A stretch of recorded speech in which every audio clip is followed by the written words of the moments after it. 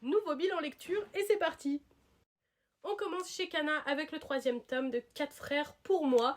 J'ai beaucoup aimé ce tome qui a permis de mettre en lumière un frère qu'on n'avait pas encore trop vu et de développer la relation de notre héroïne et du garçon qui finira par lui plaire, c'est sûr. Un très bon shoujo que j'attendais à être plutôt malaisant et ce n'est pas du tout le cas. On est surtout sur de l'humour et j'adore ce titre. Chez Pika, j'ai lu le 3e tome de Beauty and the Beast of the Paradise Lost.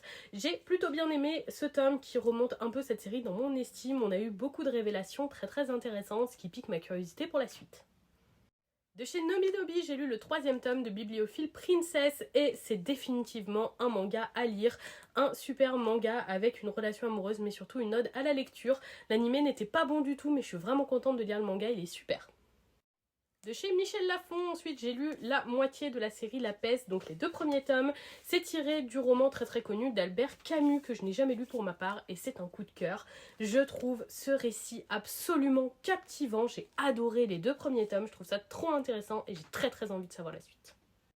On finit avec le 2nd tome de Caio Dante, édité chez Vega Dupuis, qui m'a moins plu que le premier parce qu'il était un peu plat. Finalement, ce tome nous a servi à introduire certains personnages, mais sans plus, il ne s'y passe pas grand chose pour l'intrigue, et j'espère que ce sera mieux dans les prochains tomes. Voilà pour ce bilan, dites-moi si vous avez lu certains de ces titres ou si certains vous tentent.